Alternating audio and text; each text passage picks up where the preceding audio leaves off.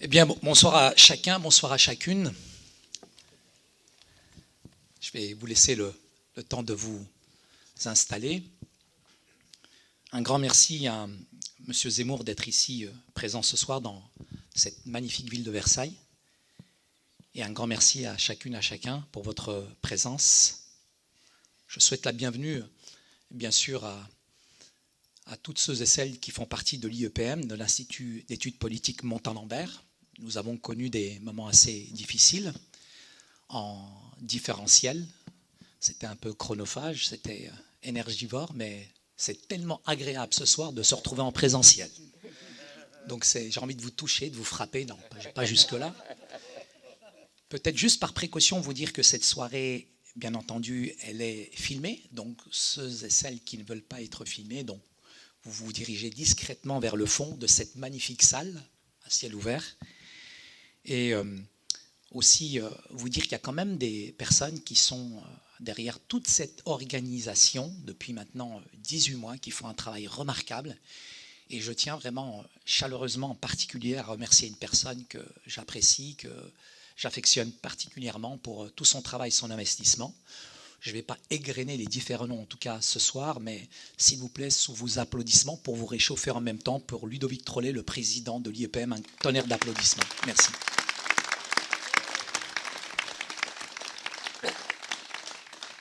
Et je vais lui laisser le soin sans plus tarder de présenter un petit peu nos ambitions, notre vision, notre identité à l'IEPM. Donc mon cher Ludovic, tu as toute la place. Merci. Merci Saïd. Bonsoir à tous. Nous sommes vraiment très heureux de vous accueillir ce soir pour cette rentrée politique de l'Institut éthique et politique Montalembert. Alors c'est un anniversaire ce soir en fait. Le cercle Montalembert, c'était le nom historique de nos rencontres, fête ses 10 ans ce soir.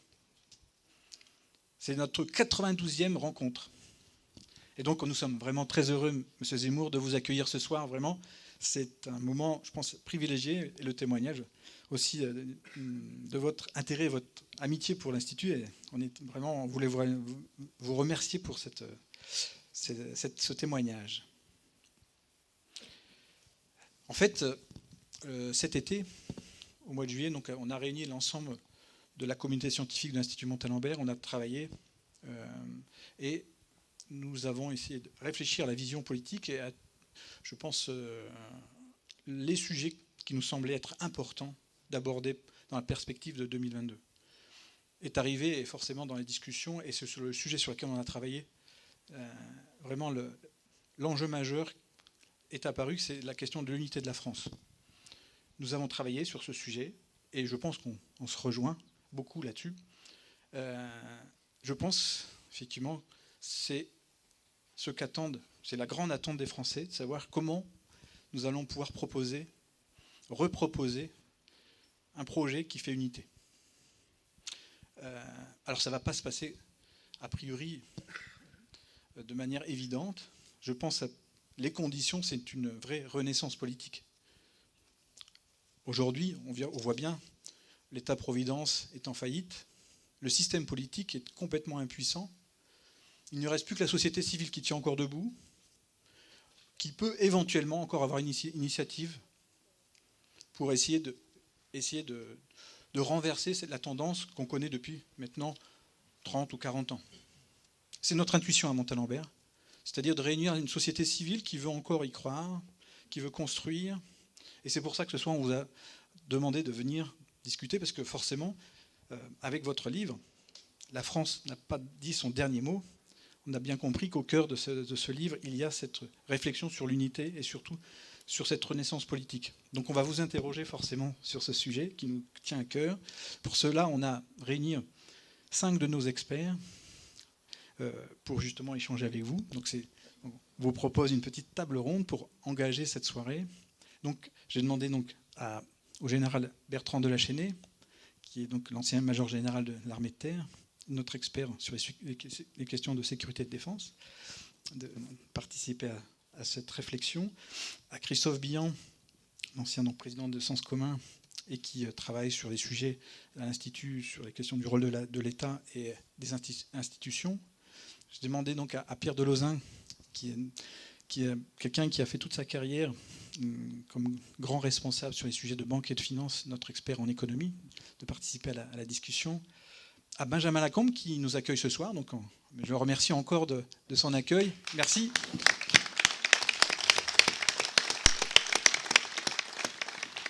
Les chefs d'entreprise, Mugo, qui est une entreprise qui protège la nature, très dynamique, 400 employés, et donc qui nous parlera effectivement des questions qui l'intéressent en tant qu'entrepreneur. Il fait partie du réseau entrepreneur de l'Institut Montalembert.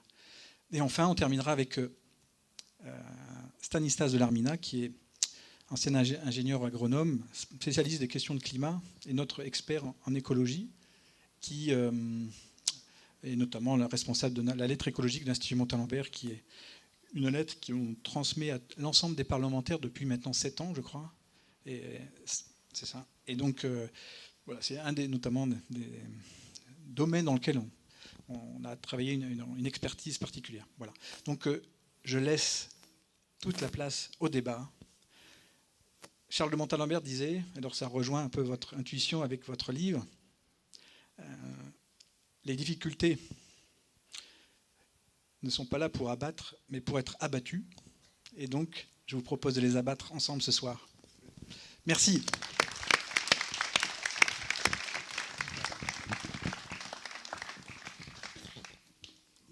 Bonsoir Éric Zemmour. Bonsoir. Pardon, je ne veux pas vous faire un croc en jambe. Juste pour compléter la présentation qui a été faite par le président de l'Institut, je vous poserai mes questions aussi comme conseiller municipal de Carpentras, que vous connaissez peut-être, et donc de terrain, et pour illustrer éventuellement nos débats. J'ai la chance d'ouvrir le bal, si je puis dire, sur la question fondamentale, il me semble, qui vous intéresse et qui nous intéresse tous, qui est celle de la cohésion de notre nation et des éléments qui devraient en faire l'unité et éventuellement définir aussi son rôle et sa vocation dans le monde. Or, malheureusement, vous comme moi, nous assistons à des faits, à l'intérieur comme à l'extérieur, qui montrent cette fracturation de notre société.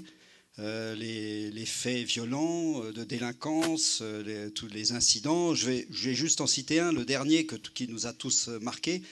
Ces policiers qui sont agressés alors qu'ils sont allés arrêter un trafiquant et qui se sont fait attaquer et du coup qui ont réussi les agresseurs ayant réussi à finalement enlever ce trafiquant des mains des policiers. Donc c'est à la fois la honte, mais aussi ça démontre l'impunité dans laquelle ces gens agissent. Ça illustre cette fracturation, cette décomposition de notre société que vous avez dénoncée dans de nombreux ouvrages, mais qui a été aussi démontrée sur la base de statistiques par Jérôme Fourquet. Ça illustre combien les communautés se structurent, créent des zones de non-droit ou de droits différents, qui n'est pas le nôtre, et qui donc dénature cette unité que nous recherchons. Mais ça illustre aussi la lâcheté probable des politiques, locaux ou nationaux, qui du coup soit achètent par des accords tacites ou non formalisés une certaine paix sociale, soit achètent des voix pour se faire réélire. Alors donc j'ai envie de vous poser comme première question, monsieur Éric Zemmour, quel est, au-delà simplement des sujets que vous avez largement développés sur l'immigration, quelle est votre vision globale, quelle est votre réponse globale, quels sont les domaines sur lesquels vous pensez que, urgemment, il faut concrètement apporter quelques éléments qui peuvent nous permettre de rejoindre cette unité que nous recherchons tous? D'abord, bonsoir. D'abord, je veux remercier tous ceux qui sont là, qui viennent m'écouter gentiment et attentivement par cette belle nuit de fin d'été. Merci à notre hôte de nous avoir accueillis dans cette belle demeure avec ce parc magnifique. Et on m'a expliqué quand je suis arrivé que votre grand-père était un compagnon de la Libération et un grand leader gaulliste. Donc je voulais non pas vous féliciter pour votre grand-père, mais rendre hommage à celui-ci et à sa mémoire. Je rentre directement dans le vif du sujet, puisque on me pose une question sur l'unité, on est bien d'accord, sur l'unité du pays. Vous avez touché juste, c'est-à-dire que j'ai beaucoup réfléchi à l'histoire de France, j'ai lu beaucoup de livres d'histoire de France.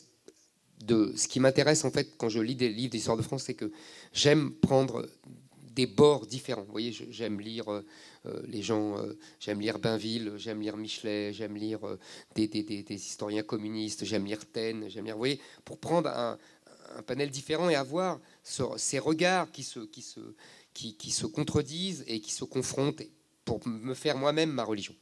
Et en fait, je suis arrivé à l'idée que la France est profondément le pays des guerres civiles. C'est-à-dire que je pense que pourquoi c'est le pays des guerres civiles? Pour une raison simple. La première, c'est que ce n'est pas une nation formée autour d'une ethnie. Et tout de suite, en fait, ça pose des problèmes. C'est parce qu'il y a différentes ethnies. Il y a les Gaulois romanisés, les Ligures, vous voyez, dès le départ, les Celtes, les Goths, les Francs, etc. Et tout ce mélange ne se fait pas facilement. Heureusement, en fait, le seul élément d'unificateur, c'est le catholicisme. Et c'est l'Église. Michelet lui-même dit « Qu'est-ce que la France? C'est une conquête de l'Église ». Donc, il y a ce ciment unificateur dès le début. Et avec le roi, évidemment, qui se repose là-dessus. La fameuse conversion de Clovis, etc. etc. Mais jamais la France, en vérité, ne sera tranquille sur son unité. Soit il y aura des affrontements au sein du pays, soit il y aura une puissance étrangère qui voudra prendre des pans entiers du territoire qui seront immédiatement soutenus par une partie importante de la population, en partie des élites, au nom de l'universalisme et de la paix. C'est tout à fait frappant. La guerre de 100 ans, qu'est-ce que c'est? La guerre de 100 ans, c'est un monarque qui parle français, qui est normand, qui estime que la moitié du pays lui appartient. Et nous avons des élites françaises qui disent « mais oui, il a raison ». Et d'ailleurs, nous allons faire un grand royaume franco-anglais, etc. Et c'est une petite bergère de rien du tout, qui ne sait ni le A ni le B, comme elle dit elle-même lors de son fameux procès, qui dit « mais non, mais vous êtes malades là tous là ». Et De Gaulle dit que la France s'est construite au fil de l'épée. Et vous pensez que vous allez pouvoir créer cette unité autour de quel point concret, au-delà de la notion d'histoire? Ah oui, mais c'est important parce que je pense que si on ne comprend pas ça, on ne comprend pas ce qui nous arrive. C'est-à-dire que l'unité du pays est en danger comme elle l'a toujours été. Et qu'aujourd'hui, le problème de cette unité est islamique. Et qu'aujourd'hui, comme hier, il y a des élites qui, au nom de l'universalisme dévoyé et de la paix, prennent parti pour les ennemis de cette unité, qui est l'islam. Avec cette guerre de civilisation que nous avons sur notre sol. C'est pour ça que je partais de loin pour arriver là, pour bien faire comprendre que, si vous voulez, c'est un problème millénaire en France, et que nous avions réglé ce problème. Nous avons réglé le problème avec les protestants, nous avons réglé le problème avec les communistes. Vous voyez, nous avons réglé ce problème. Et nous avons inventé de nouveau ce problème, comme si un génie maléfique nous faisait toujours revenir à cette division fondatrice. C'est pour ça que je me permettais de faire cette longue introduction, parce que je pense qu'elle est importante pour bien comprendre ce qui nous arrive. Et pour ne pas prendre, si vous voulez, vous avez parlé d'insécurité, de violence, de délinquance, vous avez tout à fait raison. Je lisais cet après-midi, le taux d'homicide par habitant était de 15 pour 1000 habitants dans les années 60, il est de 60 pour 1000 aujourd'hui. On a multiplié par 4. Il y a 1000 agressions par jour en France, dont je crois 150 au couteau. Donc vous avez tout à fait raison, c'est un problème, c'est d'après moi le problème majeur, mais il ne faut pas mal l'interpréter. Il ne faut pas croire que c'est de la délinquance. C'est pour ça que je me suis permis cette longue introduction. Je pense que beaucoup de vos auditeurs vous ont lu. Ah, très bien. Et donc c'est un problème tout simplement de guerre de civilisation. Cette violence est le produit d'une guerre qu'on nous fait. Et donc, pour arriver à votre question, comment on le traite? Eh bien, simplement en sachant que c'est une guerre de civilisation, et donc qu'il faut prendre les moyens d'affronter cette guerre. Comment ? Deux moyens essentiels pour moi, puisque c'est lié à cette violence, est liée à l'immigration et est liée à l'islam. Il faut donc réduire l'immigration, il faut donc arrêter les flux, et il faut contenir l'islam dans un cadre français. C'est les deux grandes directions. Et pour cela, s'affranchir des contraintes juridiques que nous nous sommes imposées depuis 40 ans. Je pense que pour arrêter l'immigration, pour arrêter les flux, il faut suppression du regroupement familial, de l'immigration familiale en général, parce que le regroupement familial, c'est uniquement les enfants. Moi, je parle de l'immigration familiale, c'est-à-dire désautomatiser tous les flux. C'est-à-dire que revenir à un système où il n'y a plus rien d'automatique. Les immigrés n'ont plus de droit à faire venir n'importe qui. Monsieur Éric Zemmour, excusez-moi, on est très pressé par le temps. Je vous en prie. Et donc, en fait, on fait un barrage de protection, mais néanmoins, à l'intérieur, ceux qui ne sont pas issus de l'immigration, eux-mêmes sont fracturés, eux-mêmes sont déconstruits. Et donc, comment on leur apporte... Ils sont déconstruits, mais ils ne sont pas fracturés. Pardonnez-moi. Ils sont déconstruits, oui, j'avais écrit Le suicide français il y a 7 ans, par 40 ans de propagande déconstructionniste, mais ils ne sont pas fracturés, ce n'est pas la même chose. Quand vous avez tous les sondages, vous avez un bloc de 70% des Français qui sont d'accord avec ce que je dis, qui pensent que la France est de tradition chrétienne, qui pensent qu'on n'est plus chez soi en France, qui pensent que il y a comment dire, il n'est pas suffisant de naître en France pour être français. Vous voyez, tous ces thèmes-là sont fédérateurs à 70%. Ils ne sont pas si fracturés que ça, les gens, en fait. Mais ils sont déconstruits, vous avez raison, et surtout, j'en ai encore eu vraiment la preuve. Je ne sais pas si vous avez vu les images de mes conférences à Toulon et à Nice, et ils sont désespérés. C'est-à-dire qu'ils pensent vraiment que le temps de la France est fini, et qu'ils vont disparaître, et qu'ils vont être remplacés en tant que civilisation française. Il faut leur dire qu'ils ne seront pas remplacés, et qu'on va défendre la civilisation française. Je pense que c'est un enjeu majeur. Merci pour cette question de fond. Je passe la parole à Christophe Bian. Merci, mon général. Merci Eric pour cette vision de l'unité. Puisqu'on évoque l'unité, il me semble important d'aborder ce qui a été l'outil de cette unité. Ce qui fonde l'identité britannique, c'est le Parlement. Ce qui fonde l'identité de la France, et ça commence avec le Royaume, c'est l'État. Absolument. C'est l'État qui est l'élément fondateur qui a permis de dépasser cette réalité que tu décrivais de guerre fratricide, et la guerre de 100 ans est née de cette absence d'État. On a donc des rois, des premiers ministres, des cardinaux, qui ont créé l'État. L'État, aujourd'hui, on est obligé de constater que l'État est devenu un petit peu la continuité de l'économisme, c'est-à-dire qu'il est devenu un rouage qui décline une vision économique. C'est-à-dire que l'économie est l'alpha et l'oméga, l'horizon indépassable d'une nation. L'Institut Montalembert, on est convaincu du contraire. On est convaincu que l'État doit continuer d'incarner une vision politique sur le court terme, une vision politique sur le long terme, de dégager un axe central. Et force est de constater qu'on se questionne, est-ce que, pour toi, l'État est une solution ou un problème ? Et dans les deux cas, si tu étais en responsabilité, qu'est-ce que tu ferais pour que l'État puisse jouer son rôle, et quel serait ce rôle ? Je pense qu'on a effectivement, je suis tout à fait d'accord avec le diagnostic évident, c'est l'État qui a fait la France, et tout le monde le sait, c'est une banalité. Et on vit aujourd'hui avec un État tout à fait paradoxal qui est à la fois obèse et faible. C'est-à-dire exactement l'inverse de ce qu'il a été. Il a été frêle. Sous Louis XIV, il y a très peu de fonctionnaires. Et il a été, si j'ose employer ce mot-là, c'est un anachronisme, et il a été fort, même parfois cruel. Aujourd'hui, il est devenu un dispensateur de droit. Et il est devenu un guichet. Il est devenu asservi aux minorités qui instrumentalisent le prétendu état de droit pour lui imposer son idéologie.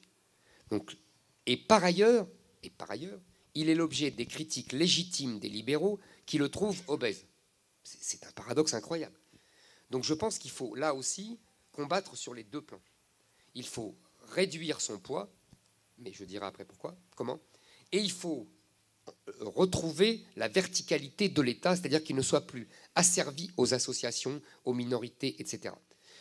Pour le deuxième plan, je pense par exemple qu'il faut supprimer la loi Pleven et enlever aux associations le droit d'ester en justice, pour qu'elles cessent d'utiliser les juges comme arme pour imposer leurs lois à l'État. Vous voyez, c'est des choses simples, mais je pense qu'il faut faire ça.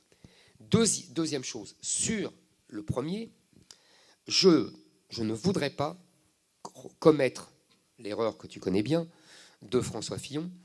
Je voudrais mettre le fillonisme sur ses pieds. Je veux dire par là que je ne voudrais pas faire le procès de l'État en permanence et courir et faire le procès des fonctionnaires en permanence et faire la course à l'échalote sur on va supprimer 200 000, on va supprimer 300 000, on va supprimer 500 000 fonctionnaires, chose que personne n'aurait fait d'ailleurs. La Juppé avait raison là-dessus.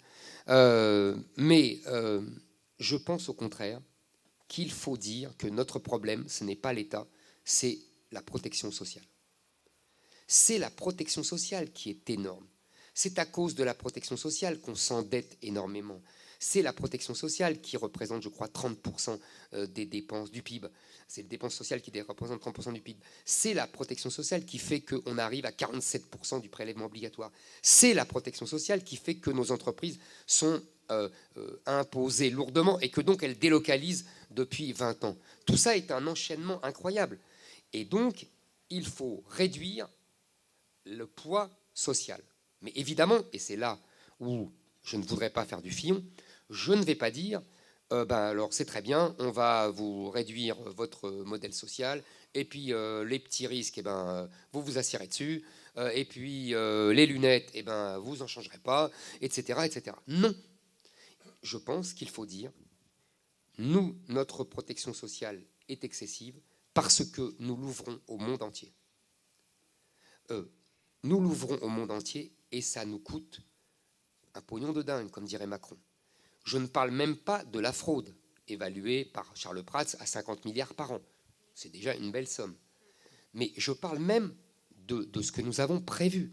Je lisais dans la documentation que j'avais le cas d'un Sri Lankais arrivé en 2011 de façon irrégulière. En 2013, il subit une transplantation cardiaque, payée par l'AME. Il ne paye rien.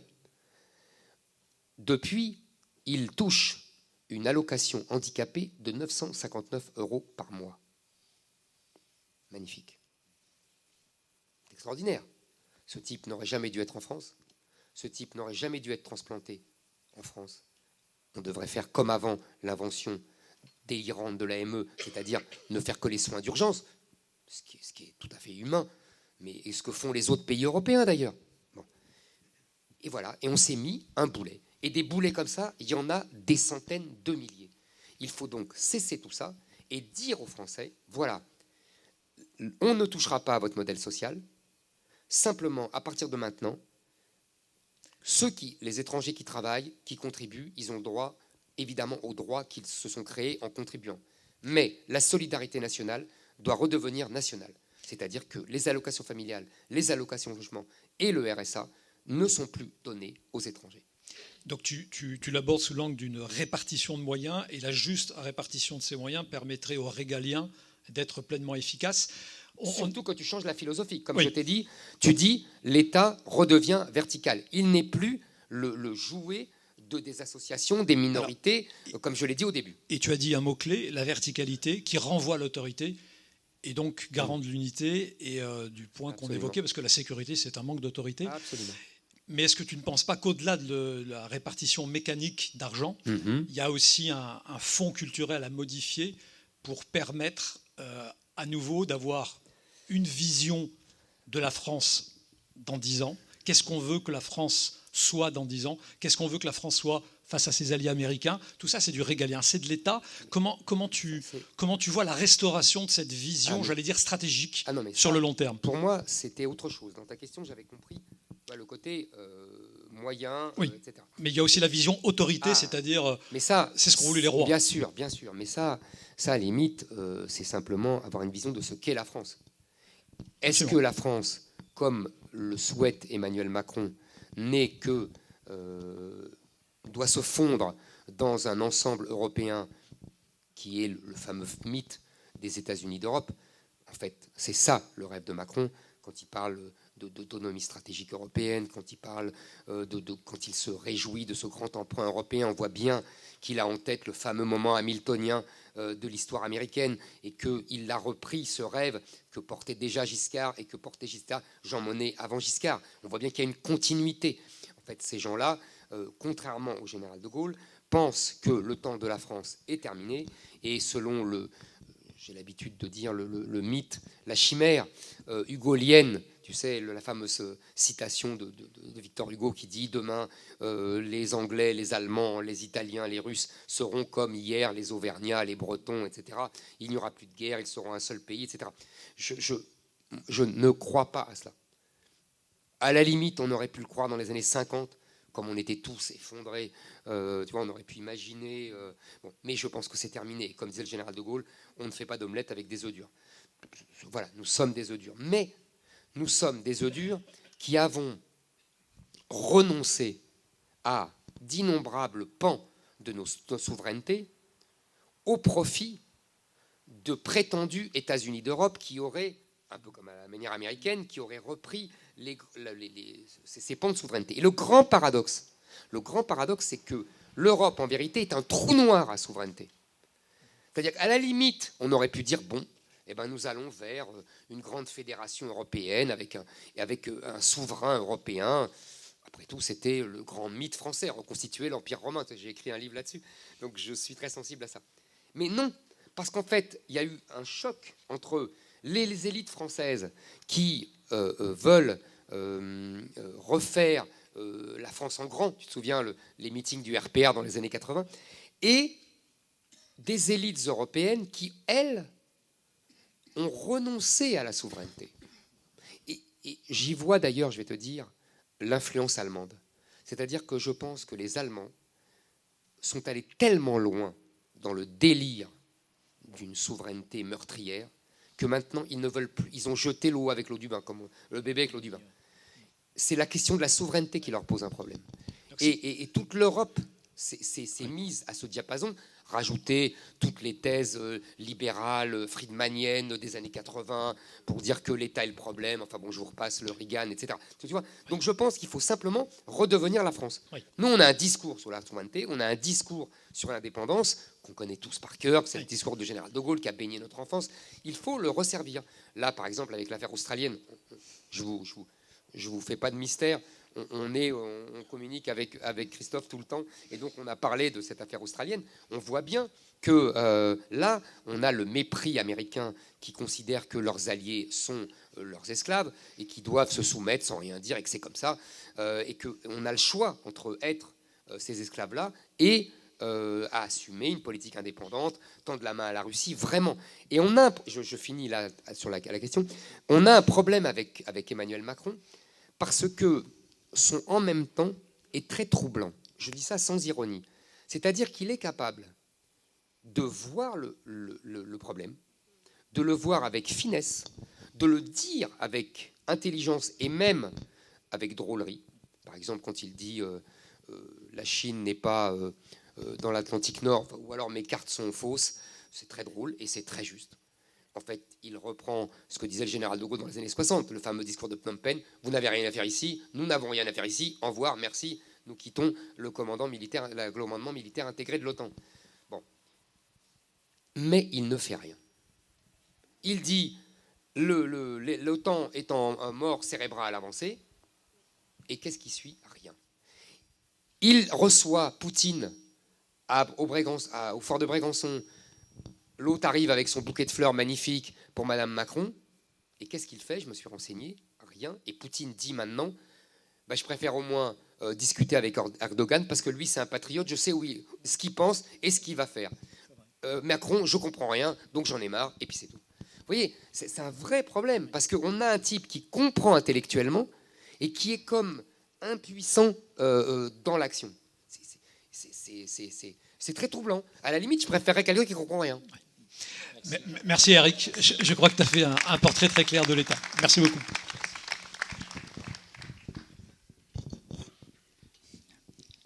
Merci beaucoup. Vos réponses me facilitent un peu la tâche parce qu'il y a une bonne continuité. Je suis ravi. Moi, je suis plutôt sur le côté économique. J'ai inscrit dans la notion de bien commun. C'est-à-dire qu'une économie s'est inscrite dans une communauté d'hommes. Ça, il n'y a pas d'économie abstraitement, contrairement à un certain libéralisme. Et la communauté en question, c'est évidemment d'abord la communauté nationale.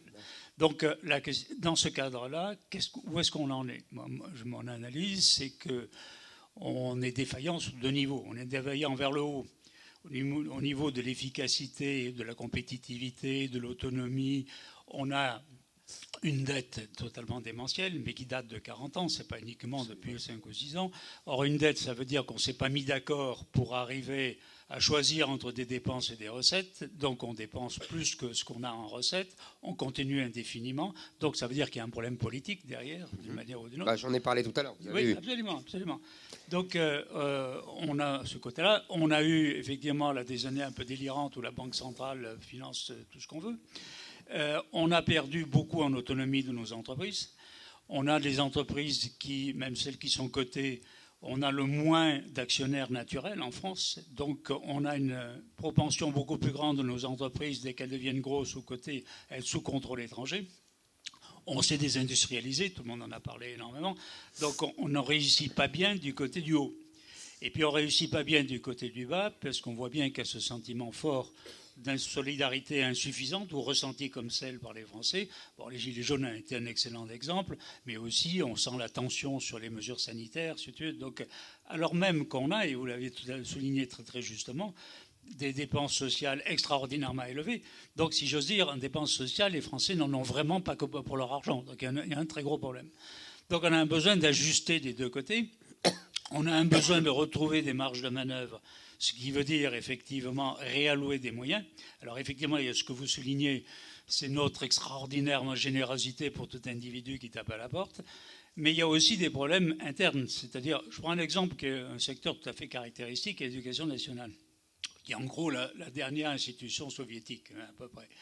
Bon, cette institution soviétique paye, comme on le voit maintenant, et les chiffres qui sont sortis, les enseignants moins chers qu'en Allemagne, ils ont des salaires beaucoup plus bas, alors que la dépense globale, rapportée à la taille du problème, est à peu près la même. Ce qui veut dire qu'on a là de nouveau une extraordinaire inefficacité collective. Donc on a besoin de redistribuer, mais redistribuer, ça veut dire forcément qu'il y en a qui vont se trouver à avoir plus d'opportunités, les enseignants notamment, à mon avis, parce qu'il y aurait besoin qu'il y ait beaucoup plus, et il y aurait d'autres professions qu'il faudrait rémunérer beaucoup plus, les professions régaliennes, etc. Mais ça veut dire que forcément, il y en a d'autres qui vont se retrouver soit à gagner moins, soit à se réorienter ailleurs. Donc là aussi, il y a un problème de savoir comment motiver ce genre de redéploiement qui touche quand même forcément beaucoup de gens. Et comment, d'autre part, retrouver les bases d'une autonomie en termes de pouvoir. C'est-à-dire faire en sorte que nos entreprises soient moins vulnérables, moins opéables, moins attaquables, qu'on puisse avoir une politique plus industrielle. Donc, à mon avis, ça débouche de nouveau sur deux séries de questions. C'est de savoir comment on recrée cette fédération d'énergie au niveau national, à des niveaux suffisamment consensuels pour qu'on accepte des changements importants. Et deuxièmement, comment on le fait dans le cadre européen, qui lui est construit pour faire le contraire. Non seulement, vous avez tout à fait raison, parce que les idées, les priorités de nos camarades au niveau européen ne sont pas du tout les mêmes, mais aussi parce que le système, dans les traités, a été construit entièrement sur l'idée de concurrence, sur une idée complètement différente. Absolument. Donc à un moment donné, de même, le bon monsieur Barnier a expliqué finalement qu'il avait trouvé le chemin de Damas, qu'il fallait s'affranchir des cours de justice. Mais au-delà des cours de justice, il y a les traités sur beaucoup de domaines.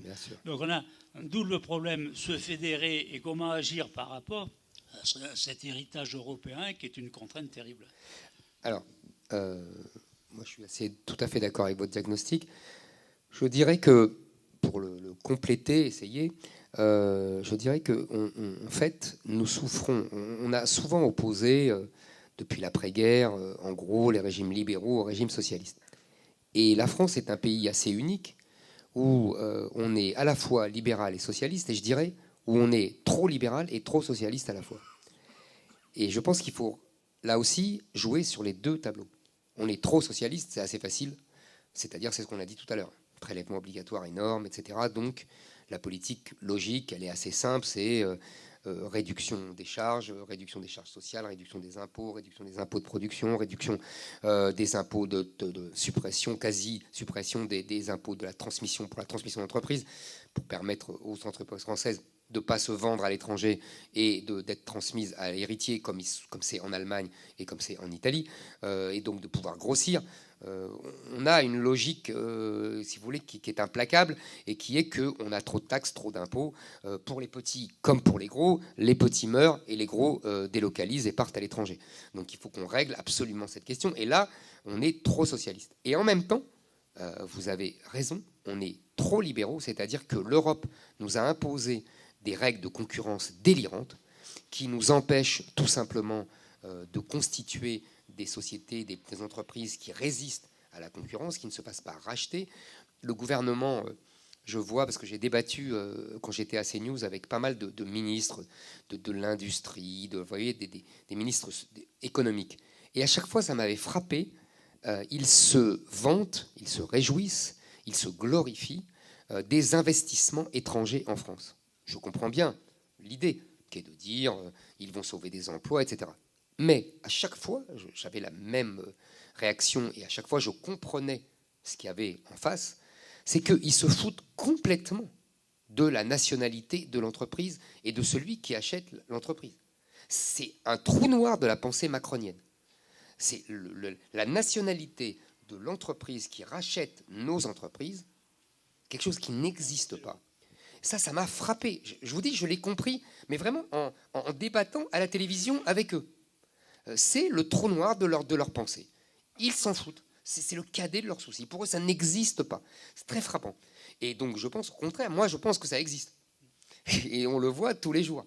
Et les gens le savent. Et exactement, c'est ce que j'allais vous dire. Les gens l'ont bien compris, eux.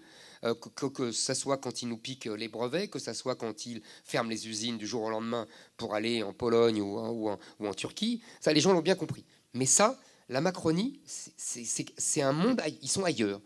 Et je pense qu'il faut faire pression sur la Commission de Bruxelles, qu'il faut dire, voilà, il y avait, je ne sais pas si vous vous souvenez, Sarkozy en campagne en 2012, pas en 2007, en 2012, avait fait un discours formidable dans lequel il avait dit, voilà, c'est très simple, moi j'ai deux problèmes.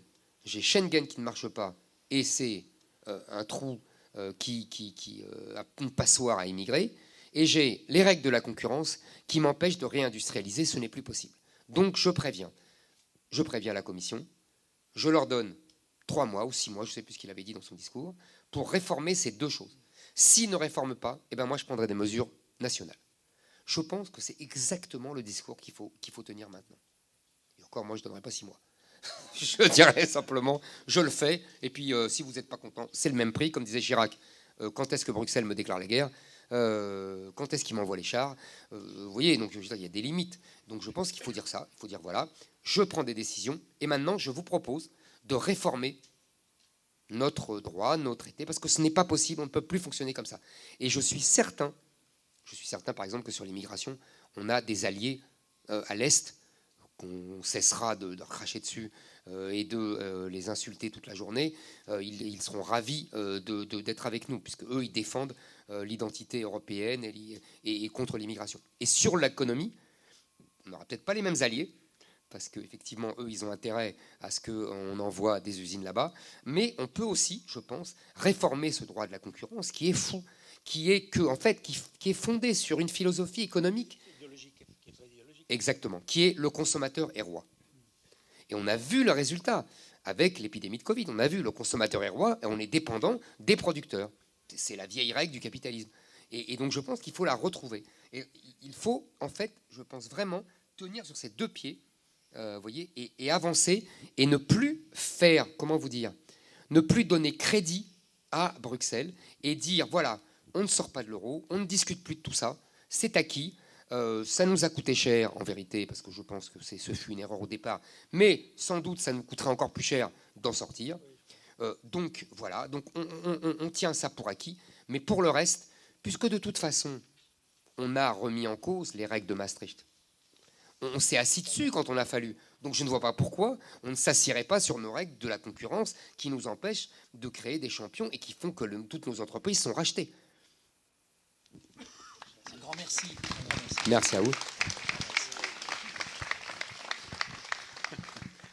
Allez-y. Ah, vous avez mis le pull, vous êtes un malin. Ah oui, attends, d'abord, je voulais vous remercier parce que effectivement, je suis chez moi, donc j'ai pu avoir les habits que je souhaitais avoir. C'est assez pratique, donc je suis pas venu me Et changer. vous avez une armoire dans laquelle vous prenez un pull. C'est pas mal. Exactement, ma chambre est en haut à droite. Donc moi, je m'occupe plus de la partie effectivement concrète, donc puisque j'ai la chance de diriger une PME, qui est une PME que j'ai créée, et je fais partie des gens optimistes et qui en plus, donc avec ma femme, donc puisque nous avons 7 enfants, n'avons pas trop peur du grand remplacement, puisque voilà, nous œuvrons aussi à l'avenir de la France à notre façon. Voilà. Bravo. C'était une petite introduction pour dire que voilà, moi alors c'est une chance aussi qui nous a été donnée, parce que voilà, on reçoit beaucoup de talents et on essaie de les faire fructifier, mais sur la vision qui est la vôtre et qui effectivement peut-être est parfois très philosophique, parfois une vision un peu peut-être pessimiste du monde, la mienne est hyper optimiste. Je suis hyper heureux de ce que l'on peut faire en France, et les questions que j'ai sont des questions d'entreprise très précises, mais tout ce qui m'a été donné d'être aujourd'hui m'a été donné par la France, et mon entreprise a 10 ans et moi j'ai 46 ans, et donc en fait c'est encore possible, vous voyez, de faire de belles choses. Par contre, et c'est maintenant la question qui se pose sur cette entreprise que j'ai, c'est une entreprise qui est sur le paysage. Donc ouais, moi je suis paysagiste, paysage de France, donc très attaché à ce qui fait nos villes et nos campagnes. Par contre, aujourd'hui nous sommes 400, nous cherchons des employés. Et moi aujourd'hui, avec 6 millions de chômeurs en France, je ne trouve pas de gens qui veulent être jardiniers.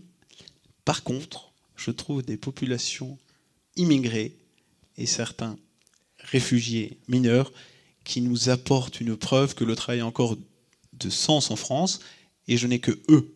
Donc, si vous me les enlevez, mon entreprise ne peut demeurer. Je vais vous désespérer parce que je vous les enlèverai, oui. Mazette. Et donc, je vais voilà, vous dire, la question plus profonde, c'est comment on fait pour faire trouver une population qui travaille chez nous, mais que j'ai compris, dans un beau métier. Que j'ai compris la question. Personne.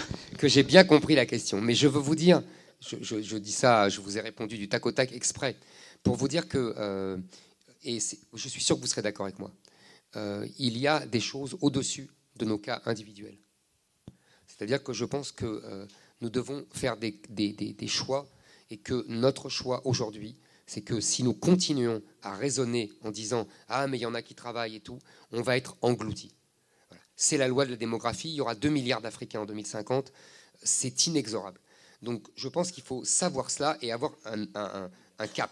Maintenant, vous posez évidemment une question fondamentale qui est « Il n'est pas normal que vous ne trouviez pas dans la population française des gens pour faire ces travaux ». Vous avez 1000 fois raison, c'est une évidence. Et je pense qu'il faut... Alors là, nous avons besoin, mais c'est terrible parce que j'ai l'impression que les gens en parlent depuis 100 ans. C'est-à-dire, le cas, c'est l'école, évidemment, l'école française qui privilégie trop les études intellectuelles, générales, etc., et qui méprise les métiers manuels, etc. Mais je vous dis, quand je dis ça, j'ai l'impression d'entendre les gens qui en parlaient quand j'étais petit, et sans doute les gens qui en parlaient avant la guerre 14. On a toujours dit ça. Renan dit déjà ça. Taine dit déjà ça. Dans les années 60-70, on disait déjà il faut revaloriser le travail manuel. Donc c'est une œuvre de grande ampleur. Mais je pense qu'on a encore aggravé notre cas depuis quelques décennies. Il faut évidemment... Je discutais, l'autre jour j'étais à Nice, et j'avais à déjeuner un parterre de restaurateurs, de chefs d'entreprise, et c'était très intéressant. Et il me disait par exemple que le problème, c'est que quand ils avaient des jeunes qui faisaient des BEP, ils voulaient les garder et les faire travailler. Et eux ne refusaient en disant non, on veut faire un BTS, etc., on veut monter. Et après, me disait-il, ils ne m'intéressent plus. Ils ne sont pas assez formés, ils ne sont pas assez, ils sont, voyez, pas assez à notre main. Il y a un vrai problème là qui va avec évidemment le principe du collège unique, etc. Je pense qu'il faut supprimer le collège unique. il faut remettre des classes de niveau, il faut orienter de façon différente, il faut remettre le bac comme un examen exigeant et non plus le donner à tout le monde qui est grotesque et qui ne sert à rien. Donc il y a tout un effort. J'ai vu d'ailleurs que le gouvernement avait fait un gros effort, c'est une des rares points positifs du quinquennat, sur l'apprentissage. Il y a à peu près... effectivement le cas. Voilà. Alors, ils ont fait un effort, c'est pas ça, ils ont offert l'apprentissage, c'est-à-dire qu'on n'a rien à payer. Mais on avait déjà beaucoup d'apprentis, on en a toujours autant. Mais j'entends ce que vous dites. Après, la question, c'est comment vous faites pour réduire l'écart entre des bas salaires et des aides sociales? Parce que nous, on est convaincus qu'on peut trouver des gens, mais c'est vrai qu'à coût égal, alors les salaires moyens, c'est plutôt 1600 € net. Donc voilà. Et donc c'est vrai qu'à ce prix-là, aujourd'hui, quand je vous dis que si vous m'enlevez les populations immigrées, je pense que je faudrait que je trouve un moyen de faire un autre métier peut-être, ou une autre entreprise. Mais c'est vrai que demain, j'ai personne. Sachez-le. Sachez-le. C'est tragique ce que vous dites. Donc soit on réduit, alors je sais pas, la moitié des assédiques, on les supprime, soit on diminue le RSA. C'est-à-dire qu'on touche vraiment, alors là je parle peut-être à l'homme politique de demain, mais à des tabous français, et je crois surtout aussi à un niveau de vie. Moi je suis convaincu que le niveau de vie du salaire moyen français, je serais curieux d'avoir votre avis là-dessus, on va dire c'est jamais assez, 1600 € net, mais en fait est trop élevé. Moi je suis dans une entreprise de service où malheureusement... voilà. Je vais vous dire, en vérité, il est trop bas. Il est trop bas pour que les gens vivent. Il y a un vrai problème de... Mais encore une fois, c'est notre discussion de tout à l'heure. C'est-à-dire qu'on a choisi un modèle complètement fou qui privilégie la consommation et la dette sur la production. Et vous voyez ce que je vais dire après. C'est-à-dire que comme on a plus d'industrie, c'était l'industrie qui permettait l'augmentation des salaires, la promotion sociale, etc. Là, on n'a que des boulots de service qui sont évidemment moins bien payés. Et qui, voilà. Donc il faut... Ça va être un cheminement assez lent. C'est-à-dire qu'il faut remettre une industrie, il faut remettre du travail productif pour pouvoir, j'allais dire, enrichir la France. Vous savez, on a une perte de pouvoir d'achat monstrueux. On était, en 1980, le pouvoir d'achat par habitant des Français était légèrement supérieur aux Allemands et aux Américains. Aujourd'hui, il est inférieur de 15% aux Allemands et de 40% des Américains. Donc, entre-temps, on s'est appauvri en vérité. Je pense d'ailleurs que l'immigration n'est pas pour rien dans cet appauvrissement. C'est-à-dire qu'à force d'accueillir des populations pauvres, avec un bagage socioculturel faible et avec une activité de travail très faible, vous savez qu'aujourd'hui, dans les 275 000 entrées légales, vous avez seulement 14% qui travaillent, qui sont venus pour travailler. Oui. Vous avez 14% de chômeurs parmi la population étrangère. La moyenne nationale est à 8%, ce qui veut dire que le nombre de chômeurs français est encore plus faible. Vous avez, il y a eu le rapport Tirole et Blanchard qui apprenait que 40% des femmes maghrébines ne travaillaient pas. Oui, tout est comme ça. Donc, si vous voulez, on a une conjonction des choses qui... Vous y voyez votre intérêt, mais le pays y voit surtout un coût démesuré. Et donc, il y a, je pense, le problème de l'école, de la formation. Mais en même temps, vous voyez, il y a un petit espoir, puisque vous me parliez d'optimisme. Je suis très frappé, par exemple, que lorsque on médiatise le métier de chef cuisinier, etc., qui était méprisé dans ma jeunesse, oui, ça marche. Je suis d'accord. Ça marche. Oui, ça marche. Donc il y a un côté, on peut jouer sur ce genre de ressort. Il faut une volonté politique. Ouais. Oui, absolument. Je suis d'accord. Mais là-dessus, nous, en tant que PME, on est capable de la porter. Enfin, si on nous écoute, on est capable, ou de vous suivre sur des sujets comme ça. Absolument. Surtout que c'est un beau métier, le jardin. Dernière question, et qui sera rapide, et qui est encore très concret. C'est-à-dire que le capitalisme familial, en fait, c'est avec notre argent, on investit, on rachète d'autres entreprises, etc. On est capable, je pense, d'être assez rapidement des leaders. Bon, après, il faut avoir le talent et l'envie. Ce qu'on s'aperçoit aujourd'hui, c'est que moi, mon entreprise, ça fait 400 salariés, et au-dessus de moi, j'ai plus que des fonds d'investissement. Ces fonds d'investissement, donc le premier est anglais et le siège est en Irlande, 12% d'IS, c'est-à-dire qu'en gros, quand vous gagnez 1 million, vous en filez 12% en Irlande. En France, c'est 30%. Absolument. Donc moi, je suis bien français, je paye bien mes impôts ici avec joie, je les paye plus que 2 fois. Et donc là, je suis coincé. Donc ils ont un avantage énorme. Et tous me répondent, mais Benjamin, pourquoi tu ne fais pas pareil? Donc un fonds, un en Angleterre, siège en Irlande, et le deuxième est en Belgique.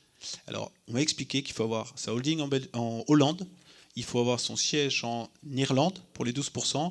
Et idéalement, si on a une SCI, parce que nous avons une activité immobilière sur l'entreprise, il faut être au Luxembourg.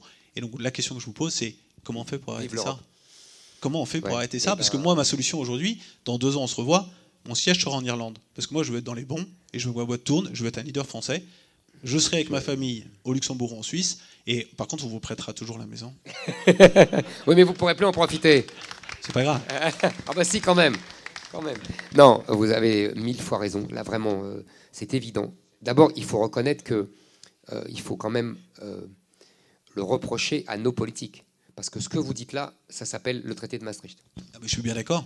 Bon. Ça s'appelle le traité de Maastricht. Et ça a beaucoup d'avantages Qui a financiers. Qui a autorisé cela. Parce que ce n'était pas gagné d'avance. Et les autorités françaises et allemandes n'ont jamais voulu tordre le cou aux Irlandais, aux Luxembourgeois, alors qu'ils avaient des moyens de pression. Ça, c'est une première chose. Deuxièmement, maintenant, vous avez raison, il faut abaisser tout simplement nos impôts. C'est ce que je vous dis. Je pense qu'on pourra abaisser nos impôts si c'est le raisonnement que j'ai essayé de tenir tout à l'heure, si on diminue notre protection sociale. Je pense que c'est lié. Est-on en capacité d'imposer aux autres notre système? Pourquoi les autres ne payent pas 30% d'impôts? Ah non, mais maintenant j'ai renoncé. Je vous ai dit c'était au moment de Maastricht. Au moment de Maastricht, il fallait refuser. Là maintenant, c'est trop tard, vous avez raison. Et vous demain demain, je ne peux pas imposer aux Irlandais qui remontent leur taux. C'est pas possible, ça. On ne va pas déclarer la guerre à l'Irlande. Bon, il faut bien déclarer la guerre à quelqu'un. Absolument, pas mal. Bon. Donc, en fait, il faut baisser nous. Et nous, on baissera si on réduit notre protection sociale. Moi, je pense que c'est la clé. J'en suis d'accord. Et je pense que si vous voulez avoir des leaders en entreprise... ça nous permettra de baisser notre charge sociale aussi. Moi, je dois régler votre question de salaire. Oui, mais ça, il faudra qu'on trouve quand même une population pour travailler avec moi. Mais je suis certain que si vous voulez qu'on soit leader, que ce soit en industrie ou en service, il faut avoir un raisonnement d'entreprise, c'est-à-dire qu'il faut être les meilleurs fiscalement sur tous ces sujets-là, ou au moins être à égalité. Or, aujourd'hui, on a l'impression qu'on cherche toujours, en France, à être le meilleur, mais socialement. Mais c'est vrai que je viens de vous répondre. Voilà. Oui, mais du coup, ça veut dire que vous allez être un pays offshore. Non. Je vous ai répondu tout à l'heure. Je fais que la solidarité nationale redevienne nationale. Je pense que là, l'économie sera colossale. Énorme. Okay. Ouais. Bon, merci. Merci à vous. Bravo.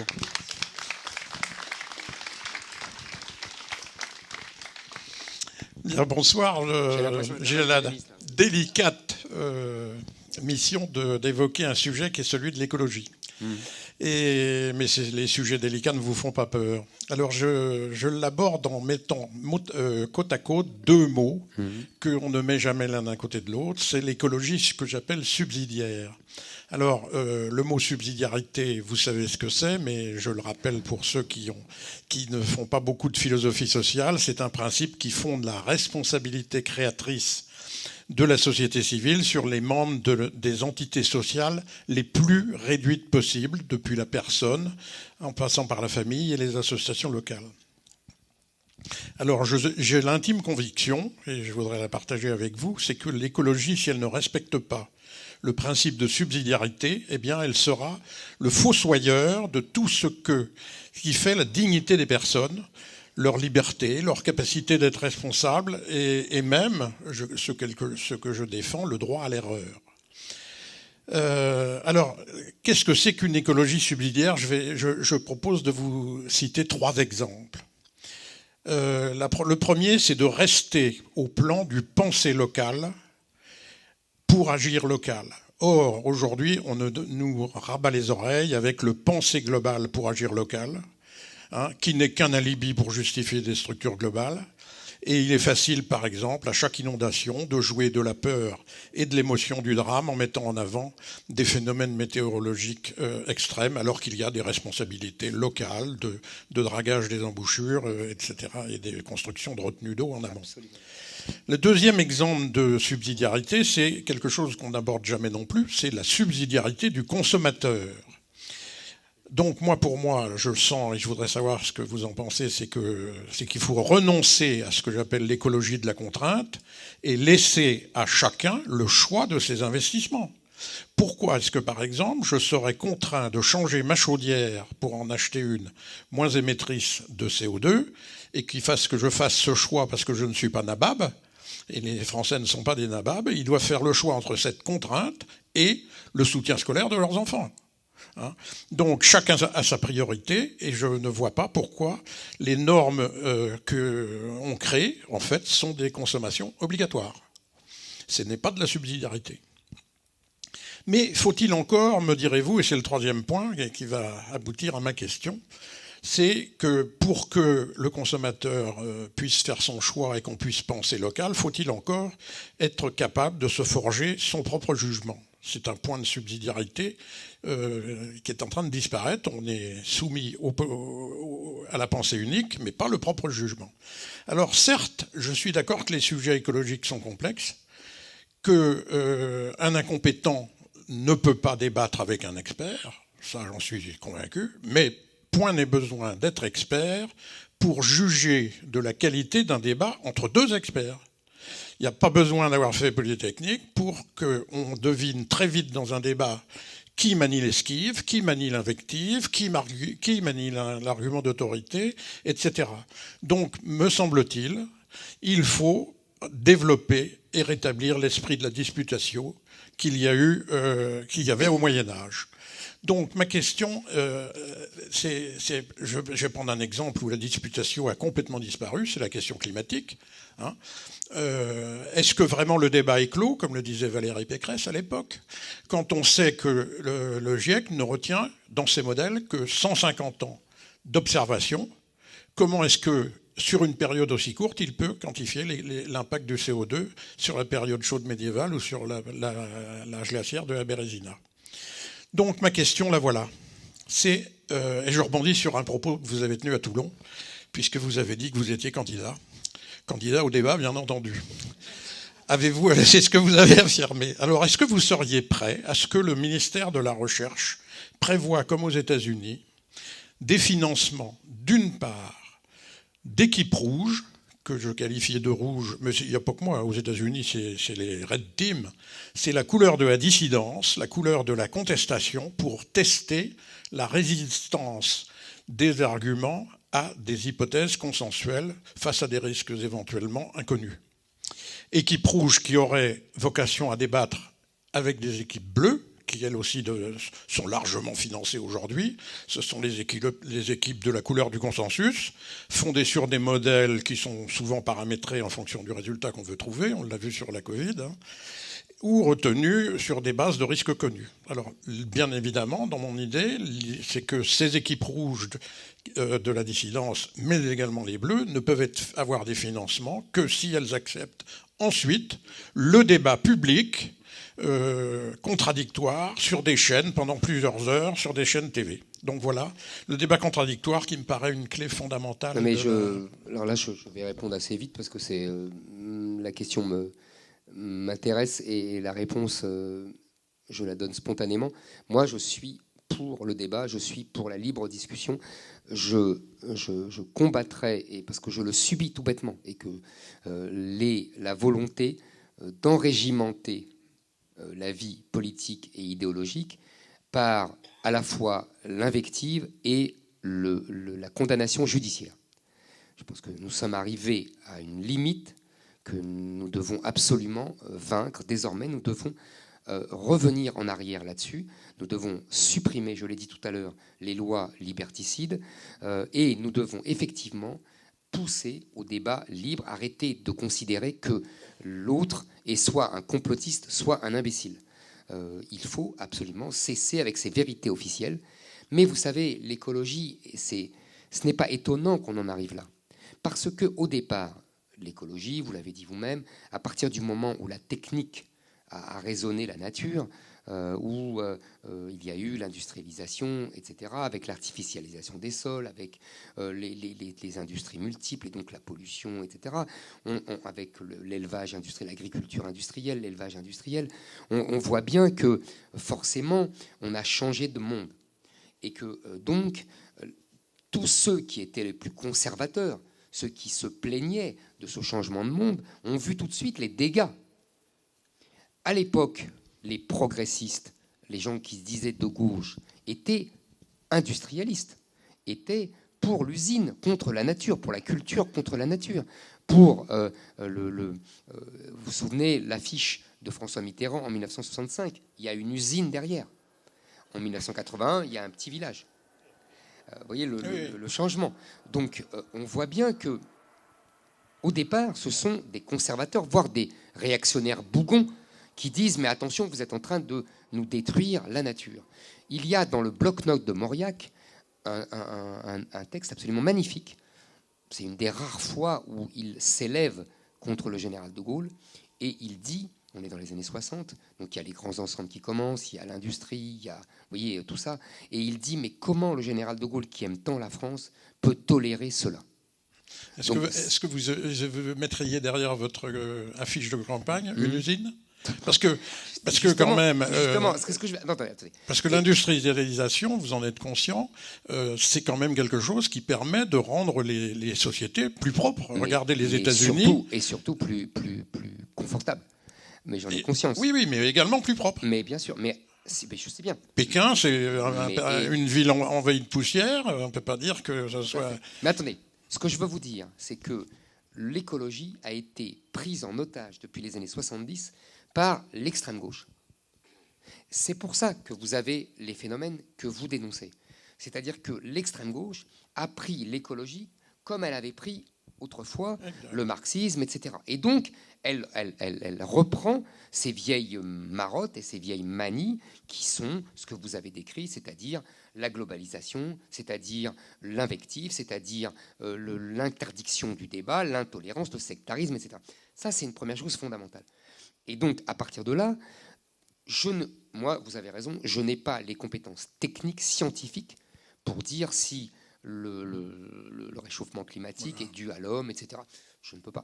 Ce qui est sûr, c'est qu'il doit, après 2 siècles d'industrialisation, c'est bien le diable, s'il n'y a pas une augmentation du CO2 dans l'atmosphère, en plus avec l'utilisation du gaz, du pétrole, de toutes ces énergies fossiles.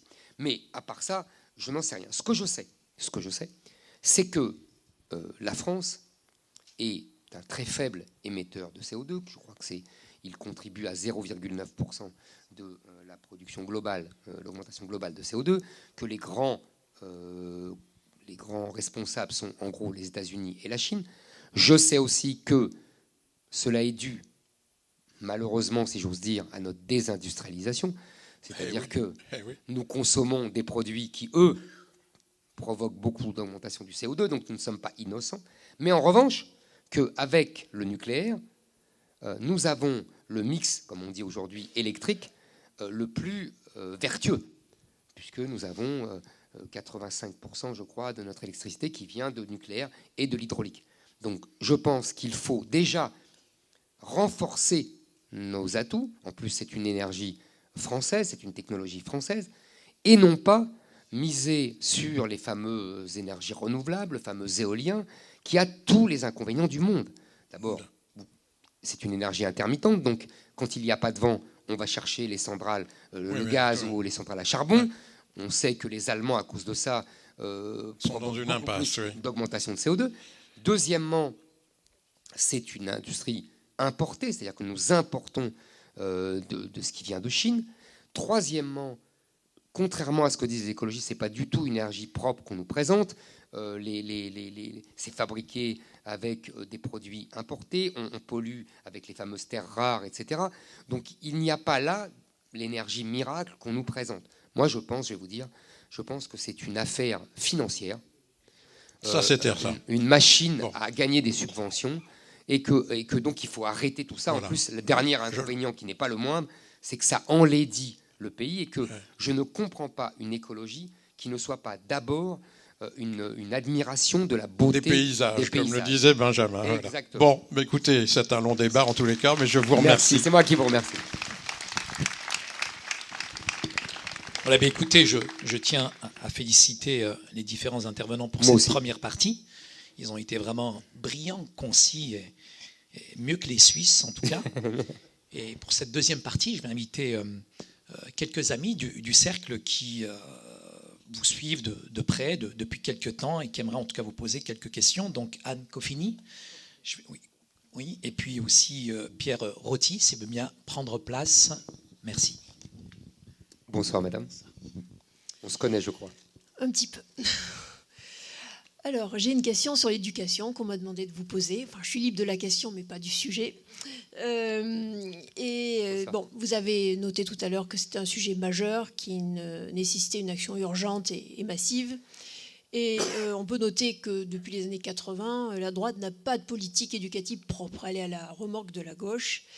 Et il y a un sujet dont elle ne parle plus du tout, c'est la question de l'école libre. Le mot école privée est même un mot horrible. On ne parle plus de l'école libre. La seule chose tolérée, c'est l'école publique. Et on est supposé tous croire que c'est la solution pour tous. Et dans le même mouvement, par une hypocrisie devenue statutaire et généralisée, les propres élites de gauche, ou qui parlent dans le micro, mettent leurs enfants massivement en école privée. Et aujourd'hui, pour ce qui est des journalistes, massivement dans les écoles privées hors contrat. Absolument. Donc, c'est une hypocrisie qui fait penser à ce qui se passait, par exemple, en Union soviétique, où toute la nomenclatura avait ses enfants à part. Et donc, aujourd'hui, on est dans cette situation. Alors, vous avez donné un certain nombre de pistes tout à l'heure d'actions de bon sens qui sont connues, mais ce sont des pistes qu'on dit depuis très longtemps, comme revaloriser, par exemple, l'alternance et puis l'apprentissage, le travail manuel, revenir aux fondamentaux, avoir plus d'autorité, tout ce qu'on veut, supprimer le collège unique. Tout ça, ce sont des bonnes choses. Mais est-ce que vous ne pensez pas que d'abord, si on part de l'actuel, vous avez cette situation d'hypocrisie, hein, où vous avez d'un côté les élites qui ont mis leurs enfants à part et qui prêchent pour le bon peuple, donc l'école publique. Est-ce que vous ne pensez pas que vous passerez à côté du vrai sujet de la vraie libération si vous n'allez pas jusqu'à une politique qui va faire toute sa place à l'école libre et aux énergies donc, du terrain, c'est-à-dire libérer les énergies des acteurs que sont les parents, les professeurs, qui aujourd'hui sont traités comme des exécutants et donc prolétarisés, et du coup qui ne veulent plus être professeurs, tout simplement. Voilà. Est-ce que vous allez vous contenter de dire, si je suis au pouvoir un jour, je ferai les choses dans l'ordre, top-down, comme on l'a toujours fait à l'école publique, avec les résultats qu'on sait, ou est-ce que vous allez oser vraiment avoir une politique, entre guillemets, faisant confiance à la liberté des acteurs? Je vais vous dire, je pense que aujourd'hui, nous sommes dans une situation catastrophique. C'est-à-dire que le niveau scolaire s'est effondré. Je disais, il y a d'innombrables chiffres. Les enquêtes PISA nous disent qu'on est à chaque fois 25e ou 26e des pays de l'OCDE, que ce soit pour le français ou pour les mathématiques. On nous dit aussi que, par exemple, les élèves de 4e ont le niveau en français des élèves de 5e 20 ans plus tôt. Donc on a perdu un an. Autre chiffre assez éclairant, parce que je n'arrivais pas à comprendre comment il restait quand même une élite de haut niveau, tout simplement parce que cette élite se rabougrit au fur et à mesure. C'est-à-dire que les 10%, ils ont fait une étude sur la CM2, la classe de CM2, les 10%, les meilleurs de CM2, aujourd'hui, il n'y a plus qu'1% qui a le niveau de ces 10%. Donc vous voyez, tous ces chiffres-là donnent l'ampleur. Et je pense donc que l'école privée, l'école libre, vous l'appelez comme vous voulez, peu importe. Moi, je ne trouve pas privé monstrueux. Je trouve libre, flatteur, c'est très bien. C'était un très bon slogan pour contrer, dans les années 80, le projet socialiste. Mais privé ne me choque pas. J'ai moi-même mis mes enfants en école privée hors contrat quand ils étaient enfants, dans le primaire, puis au collège public. Donc j'ai vu les deux. Mais je pense qu'il faut tenter... Je pense que, le privé, l'essor du privé, vous avez tout à fait raison, qu'il soit avec contrat et surtout hors contrat, vient de cet effondrement du public. Ce n'est pas que les Français soient devenus soudain amoureux de l'école privée, qu'elle soit hors contrat, qu'elle soit catholique, qu'elle soit juive, qu'elle soit... Non, ils ne sont pas amoureux de ces écoles-là. Simplement, ils fuient. Ils votent avec leurs pieds, comme on disait jadis Lénine. Ils votent avec leurs pieds, c'est-à-dire qu'ils fuient une école publique qui est devenue une catastrophe. On ne peut plus étudier, le niveau est nul, où la propagande est incessante. La propagande sur le développement durable, sur l'écologie, la propagande féministe, la propagande LGBT, la propagande antiraciste. c'est une propagande inouïe. Moi, j'ai vu les programmes de mes enfants. C'est impressionnant, je vous assure. Enfin, tout le monde le sait, tous les parents le savent. De dénigrement de la France permanent, de son histoire, d'incapacité, de refus d'apprendre la chronologie. C'est-à-dire, même le français n'est pas étudié dans sa chronologie.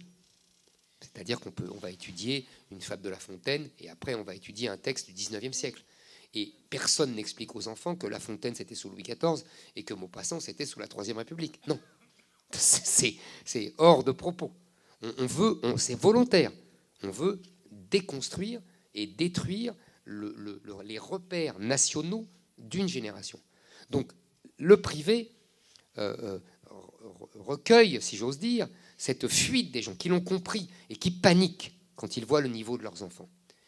Je ne pense pas qu'il y ait aujourd'hui une majorité des Français qui disent « Eh ben voilà, on va donner le pouvoir au privé ». Non, je pense que les gens sont restés attachés à l'école publique, à l'école républicaine, comme on dit avec emphase, je vous l'accorde volontiers, alors qu'elle est l'objet de la propagande depuis le début d'ailleurs, même sous la Troisième République. C'était déjà de la propagande, mais au moins, elle était patriotique.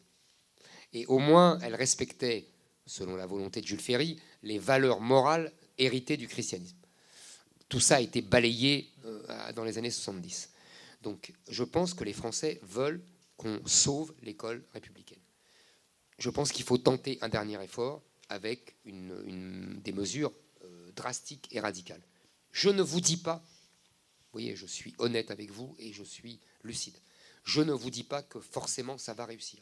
Je ne vous dis pas que le monstre de l'éducation nationale ne va pas résister et ne va pas empêcher cette révolution conservatrice, si vous voulez. Je ne vous dis pas que les professeurs d'aujourd'hui sont capables de suivre cette révolution parce que le niveau a baissé eux aussi pour eux et qu'ils sont les enfants eux-mêmes de la baisse du niveau qu'ils ont subi eux. Ils ne sont plus les bons élèves d'antan.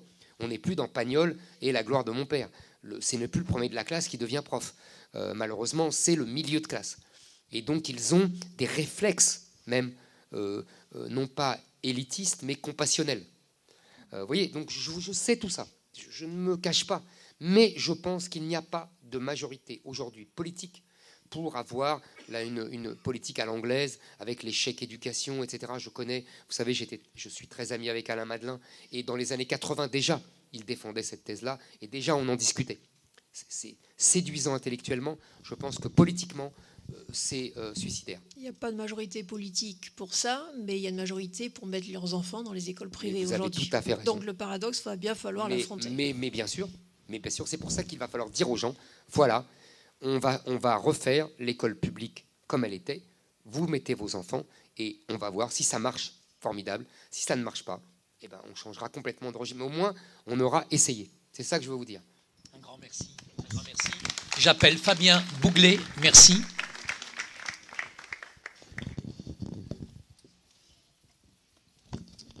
Bonsoir, Monsieur Zemmour.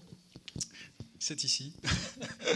J'ai un match de tennis. Donc, je suis Pierre Roty, je suis cadre dans l'industrie de défense après une carrière dans les armées, la Marine nationale et les forces spéciales.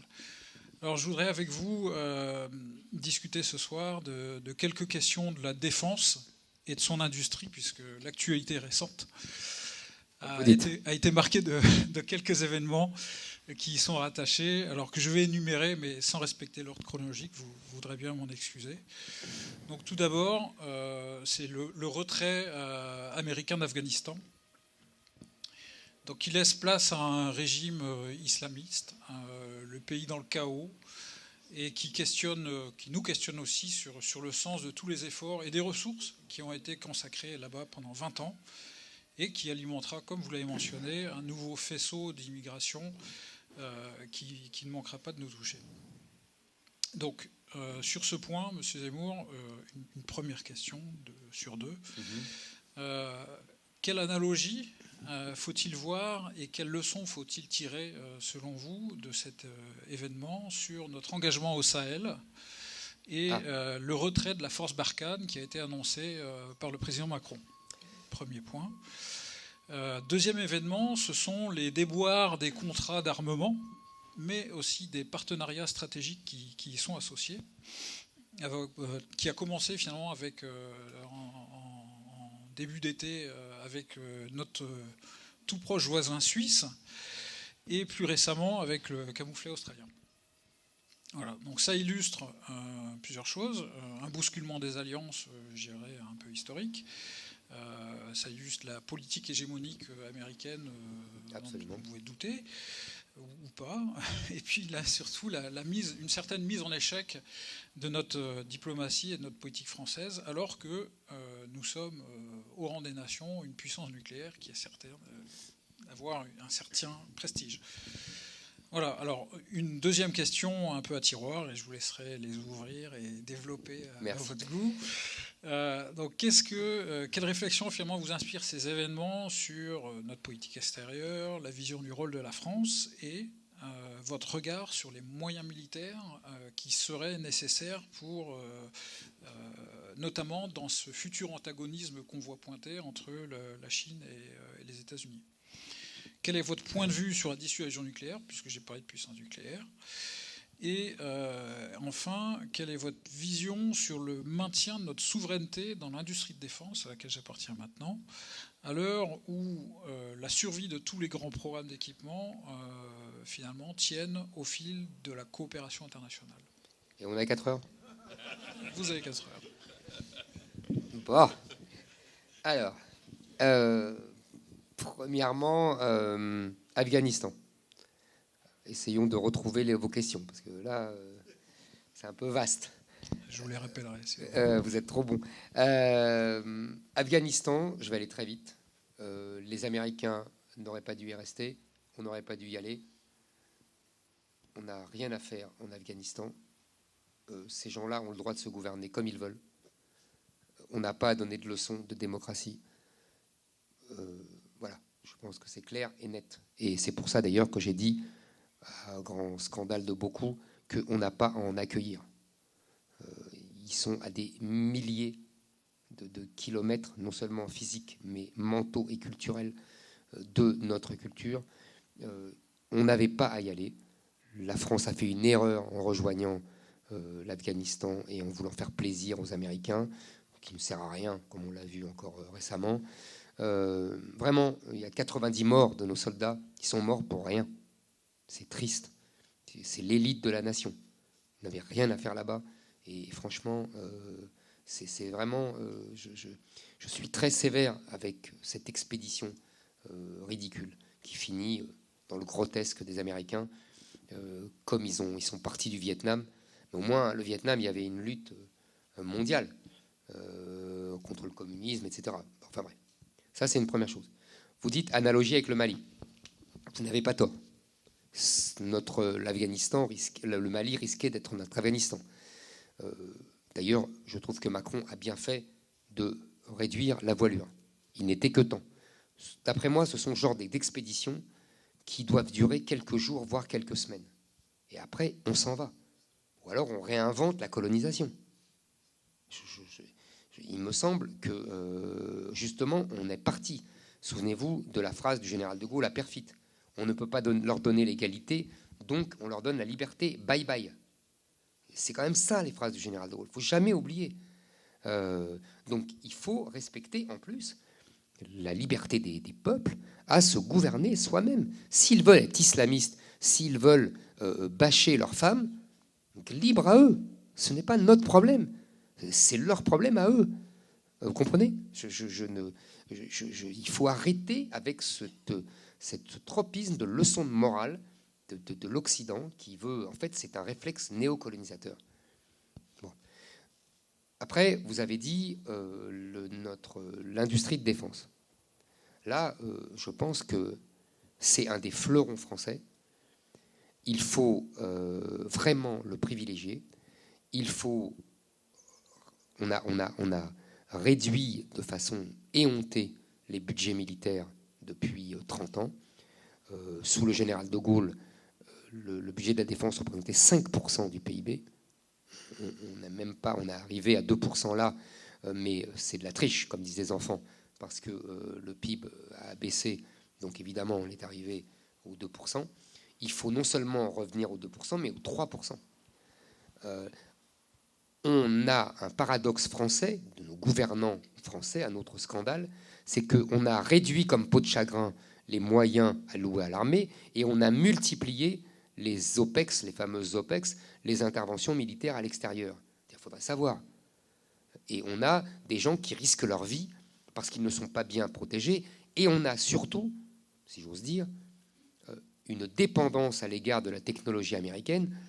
On ne peut plus en vérité intervenir à l'extérieur sans la technologie américaine. On ne le dit pas par vanité, mais c'est la cruelle vérité. Et donc il faut revenir à la logique du général de Gaulle, c'est-à-dire vous avez parlé d'indépendance nucléaire, vous avez parlé d'indépendance tout court. Il faut revenir, la logique du général de Gaulle, c'est l'indépendance nucléaire, l'arme atomique qui permet de tirer vers le haut techniquement toutes les corps d'armée et qui oblige à une industrie militaire autonome, complètement autonome. Ce n'est plus le cas. Aujourd'hui, on dépend pour les fusils des Allemands, on dépend des Suisses pour autre chose.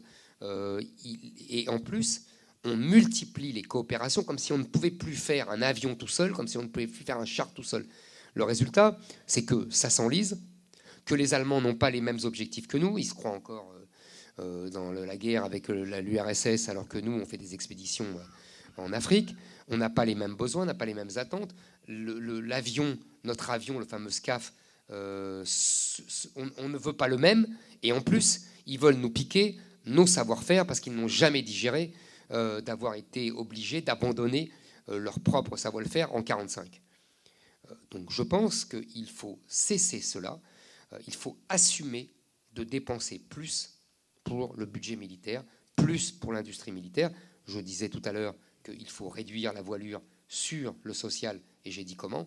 Et je pense qu'il faut au contraire accroître nos budgets régaliens en général, c'est-à-dire armée, police, justice. Et je pense que c'est essentiel, surtout avec ce qui nous attend dans les années à venir. Merci beaucoup. Merci infiniment. Je vais demander à Aude Siméon de s'installer. Merci. C'est sans fin votre truc en fait. Fabien C'est Bouglet, toute la nuit comme ça. Oui. Fabien Bouglet, donc conseiller municipal de Versailles, lanceur d'alerte sur la problématique des éoliennes. Et il a écrit un excellent livre sur on va être d'accord. La face noire de la transition écologique. Donc Fabien, sous vos applaudissements, merci. Merci, bonsoir Éric Zemmour. Charlie. Donc effectivement, je l'ai amené ce livre et j'ai commis un autre livre qui, je pense, va vous plaire, qui va sortir le 6 octobre. Je viens juste de le recevoir, Nucléaire, les vérités cachées, qui va dévoiler justement l'importance de cette filière nucléaire pour notre pays. Et donc je vais vous parler de souveraineté électrique et de souveraineté énergétique.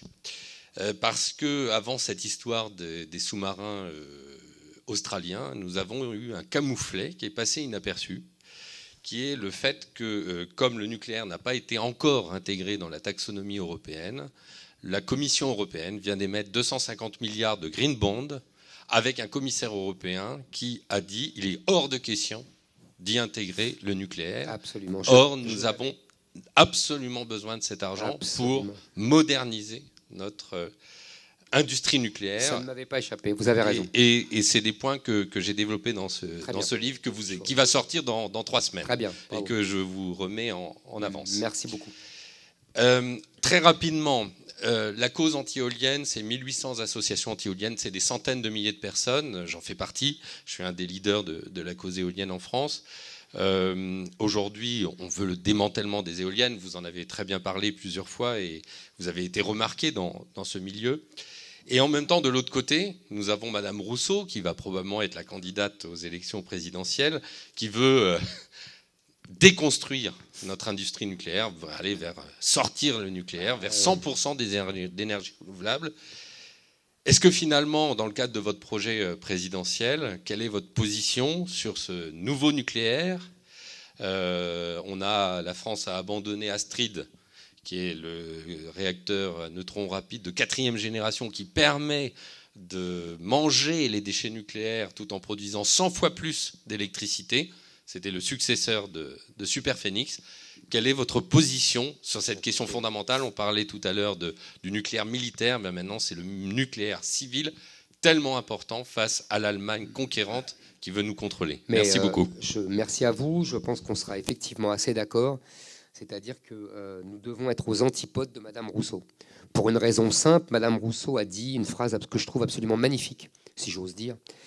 Je préfère une femme qui jette des sorts à un homme qui construit un EPR. Il y a là dans cette phrase la quintessence de la pensée d'extrême gauche aujourd'hui. Là, je dois dire qu'elle a fait très fort, parce qu'elle a résumé exactement ce que ces gens pensent confusément. Et il y a tout. Il y a la haine de l'homme, il y a la haine de l'homme blanc, il y a la haine de la technique, il y a la haine de la science, il y a la haine du progrès, il y a la haine de tout. C'est magnifique, espèce de vraiment... Là, il faut la garder, celle-là. Donc, vous avez raison, il faut faire le contraire de Madame Rousseau. Et donc, il faut démanteler les champs d'éoliennes, en particulier terrestres et au bord de l'eau, si j'ose dire. À la limite, vous me direz ce que vous en pensez, on peut sans doute autoriser les offshore au loin. Mais j'avoue que je n'ai pas votre science sur le sujet, donc je suis tout à fait prêt à écouter ce que vous m'en direz. Et pour le nucléaire, je pense effectivement que ça a été criminel d'arrêter Astrid. Je pense que depuis 20 ans, nous avons découragé la filière nucléaire. Aujourd'hui, les meilleurs élèves ingénieurs ne vont plus au nucléaire, alors que c'était justement notre force. Le choix du nucléaire, vous avez dit militaire, civil, mais c'est lié, vous le savez très bien. Il n'y a pas de civil s'il n'y a pas de militaire. Et c'est le général de Gaulle qui veut les deux, et Pompidou qui veut les deux, et Giscard, qui est, je dois dire, assez injustement oublié dans cette histoire, parce que c'est lui qui finit le boulot. Hein, vous êtes d'accord avec moi? Bon. Et d'ailleurs, il a dit, c'était assez touchant, vous savez, je le critique sévèrement depuis des années, en disant que sa décision du regroupement familial a été criminelle. Il l'a reconnu, peu de temps avant sa mort. Il a dit que c'était la pire erreur de sa carrière. Et il a dit que ce dont il était le plus fier, je le raconte d'ailleurs dans le livre, c'était justement la continuation du programme nucléaire français. Et il a lui-même raconté comment Helmut Schmidt, son grand copain Helmut Schmidt, avec qui il se tutoyait en anglais, ça m'a toujours fait rire, mais Giscard était assez drôle malgré lui, c'est ça qui était touchant chez lui. Et donc son grand ami Helmut Schmidt lui avait dit « Je t'envie d'avoir pu en France faire ce programme nucléaire. Nous les Allemands, évidemment, pour des tas de raisons évidentes, on ne peut pas. » Et vous avez tout à fait raison, je pense qu'il y a une volonté allemande de faire perdre à la France un de nos rares avantages industriel et compétitif, qui est cette énergie nucléaire qui nous donnait une électricité pas chère surtout pour nos entreprises, mais aussi pour nos particuliers.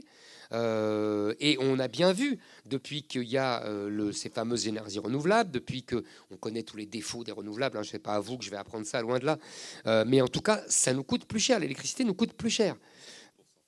50% d'augmentation. Exactement. Donc on voit bien la ligne politique à suivre, elle est paradoxalement assez simple, c'est-à-dire retrouver les vertus du nucléaire. En plus, on a, c'est inespéré, l'histoire du CO2 qui vient par-dessus. C'est pas pour ça que le général de Gaulle et Pompidou l'avaient fait, soyons honnêtes. Mais en tout cas, c'est quelque chose en plus. Donc évidemment, nous devons retrouver cela. Et en plus, il va y avoir une vraie concurrence. C'est-à-dire qu'au moment où les élites françaises se dégoûtent du nucléaire, tous les autres en veulent. C'est exactement ça. Je vais vous donner une information importante. C'est Bill Gates qui, dans son bouquin, a réhabilité le nucléaire, qui vient de recevoir 100 millions de dollars du département à l'énergie américain pour développer quoi? Un réacteur à neutrons rapides au sodium liquide, c'est-à-dire ce qu'on devait faire avec Astrid. Incroyable. Et oui, c'est-à-dire que là où on a abandonné Astrid, il ne faut pas oublier ce que c'est Astrid. Astrid, c'est la réutilisation comme combustible des déchets nucléaires, des premières centrales nucléaires.